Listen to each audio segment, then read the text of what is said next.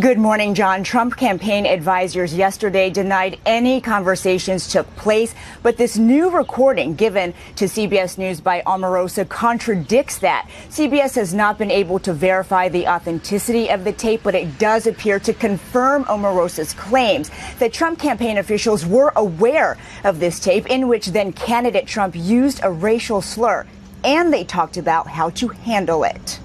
It rolled off his mouth, kind of like when you first heard the Access Hollywood tape. During her whirlwind book tour, former White House aide Omarosa Manigault-Newman claims to have heard a recording of President Trump using the N-word during his time on The Apprentice. You would never imagine he talked that way. In her new book, Unhinged, Omarosa claims the Trump campaign was aware of the existence of the tape. She describes an October 2016 phone conversation with Lynn Patton, then assistant to Eric Trump, spokesperson Katrina Pearson, and campaign communications director Jason Miller, in which they discuss how to deal with the potential fallout from its release. I'm trying to find out at least what context it was used in to help us maybe try to figure out a way to spin it. Patton then described a conversation she had with then candidate Trump about making the slur. I said, well, sir, can you think of any time that this might have happened? And he said no. Well, that's not true. He goes, how do you think I should handle it? And I told him exactly what you just said, Omarosa, which is, well, it depends on what scenario you're talking about. And he said, well, why don't you just go ahead and put it to bed? I don't know what the scandal is. No, he said it. He's embarrassed. Pearson denied the call ever took place during an interview on Fox News Monday night. Katrina Kirsten said he said it. Did that happen? No, Ed, that did not happen. It sounds like she's writing a script for a movie.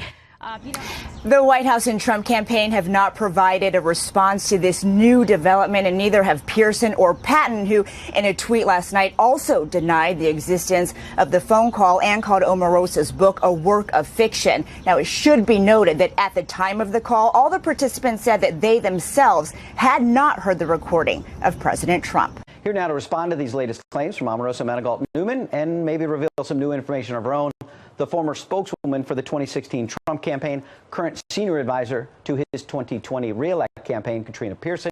She is quoted, or perhaps she'll say misquoted, in Omarosa's new book. Good evening, Katrina. Good evening, Ed. Thanks for having me. All right. I appreciate you being here. A lot to unpack. Let me start first with a quote from the book so we can get it from you directly about whether this is true or not. In the book, Omarosa says Katrina had heard from her sources that the tape was of Trump using the N-word. Someone she knew, who knew political strategist Frank Luntz, told her that Luntz had heard it. Lynn, as in Lynn Patton, a longtime Trump aide, reported she asked Trump about it on the plane, specifically whether it was possible such a tape might exist, and he said no. Then she, Katrina, asked him what he wanted her to do, and he said, put it to bed. Katrina Kirsten said, he said it. Did that happen? No, Ed, that did not happen. It sounds like she's writing a script for a movie. I've already been out there talking about this. That is absolutely not true. I have no sources with that tape. I have no connections to anyone at Celebrity Apprentice other than Omarosa. And in fact, she was the only one that brought this tape up. People that I've checked with, who she's mentioned, have no idea what she's talking about. But you know what, Ed? I'm really not going to be angry about this. Clearly, Omarosa is in a very desperate situation. I really do feel sorry for her. This is obviously trash for cash. I was really concerned with Omarosa when she got married, when she had to buy a fake wedding ring. So I do feel sorry for her, but I will not stand by and allow her to continue to tarnish everyone's reputation and hurt the one person that helped her become who she is in the celebrity world. Okay, we gave you a chance to respond. I want to get to the new information, but first I want to be clear. You've been around the president during the campaign, since the campaign, since he was elected president. Have you ever heard him use the N-word, any sort of racial slur? Yes or no? Absolutely not. The answer is no. In fact, the president and his family have been nothing but kind, generous, and respectful to myself and everyone else that I know of color. Okay. Now, let's get to the new info. I mentioned Lynn Patton, a longtime Trump aide going back to his business dealings, and then she I believe, had been working at the Housing and Urban Development. She's a longtime Trump advisor inside and outside the government. I understand she's putting out a statement at this hour that is refuting these claims. Can you tell us about that? Oh, absolutely. Look, as I mentioned, Omarosa was the source of this tape. She was concern trolling this tape since the latter part of the campaign, in my opinion, as a tool of manipulation of those around her. And she has been mentioning Lynn Patton's name over the last couple of days on her melodramatic interviews as someone who could actually corroborate what she was saying. And in fact, Lynn Patton has released a statement this evening, and she's given an exclusive. What is she saying? And that is now running in the Huffington Post, who says that is simply not true. But more importantly, Ed, it's the timeline. The reason why Omarosa is facing a wrath of contradiction is because she can't keep her lies straight. She has gone out there and said that she has not heard the tape until after her book was finalized. Well, what everyone didn't know, and that what Lynn Patton is announcing tonight. And that's Lynn Patton right there. And what Lynn Patton is announcing I just want to tonight. be clear. Pardon me one second. Lynn Patton is now saying tonight that on December 12th at 11:30 p.m., she's being very specific, 2017, at 11:30 p.m. in a phone call, she says, Omarosa told her then that she had heard the tape where the president allegedly said the N-word. Significant because now in recent days, Omarosa has said she had not heard it until after writing her book. December 12th, 2017, right. She hadn't written the book, and she was still in the White House. That is a big contradiction. Is that what you're understanding tonight? It's a major contradiction, and it's a bombshell, Ed, because on 2 days after that, on December 14th, she went on an ABC News interview defending the president, saying, quote, that he is not a racist. So how could that be possible if she heard the tape already that she's using as her excuse to change her tone with the president? Another quick point I want to make.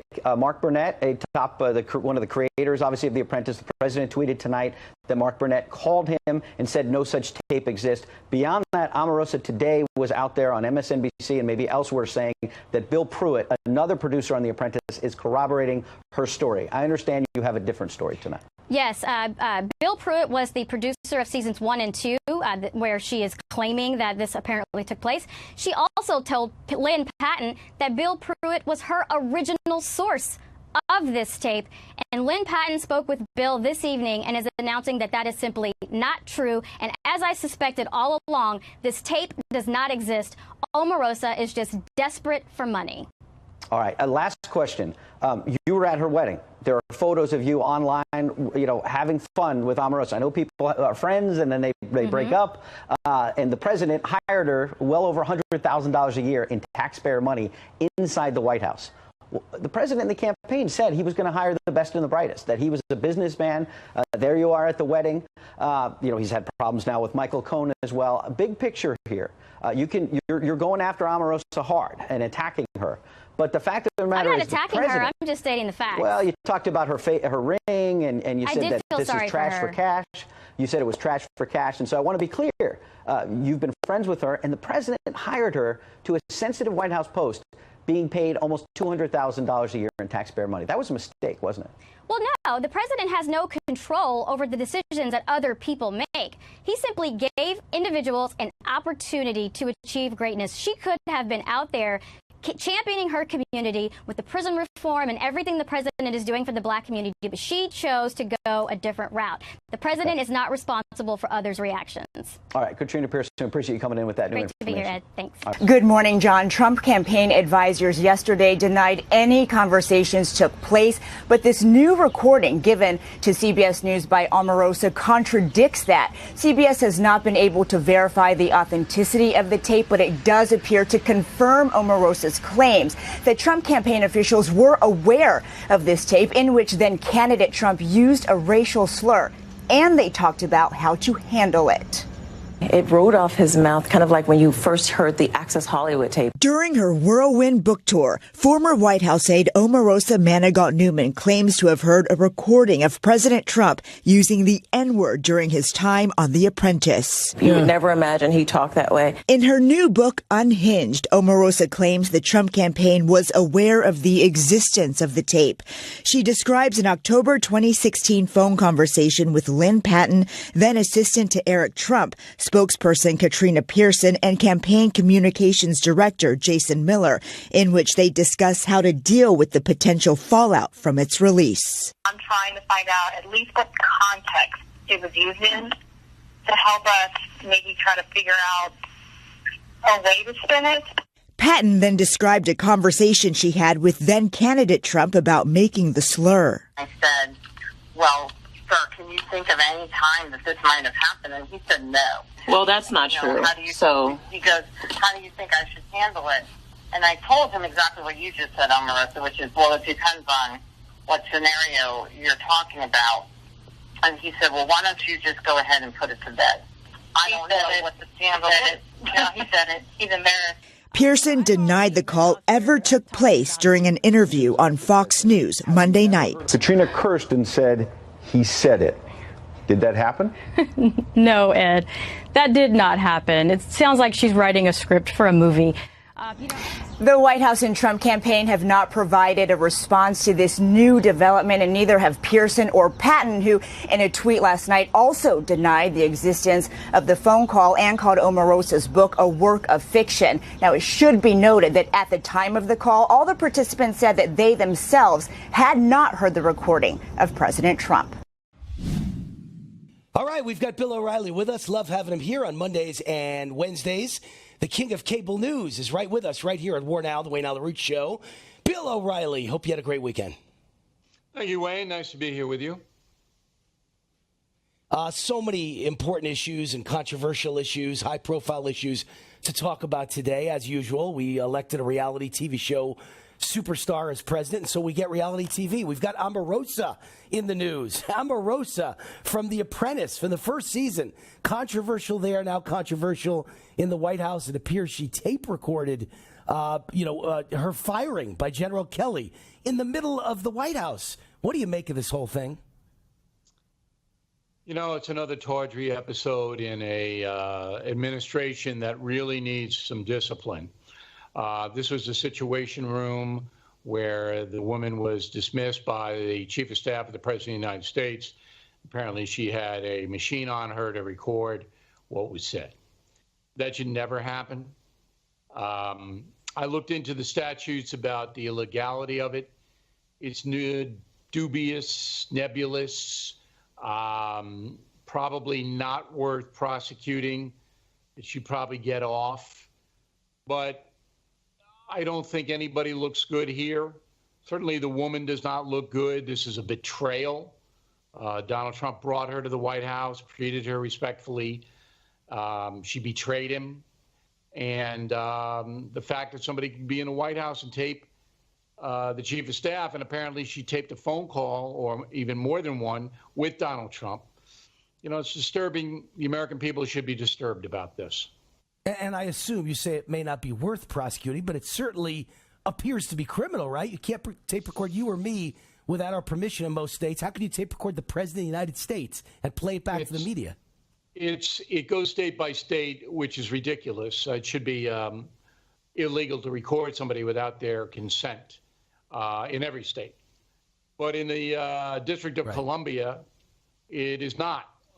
It's what they call a one-party state. You can use a secret recording device there.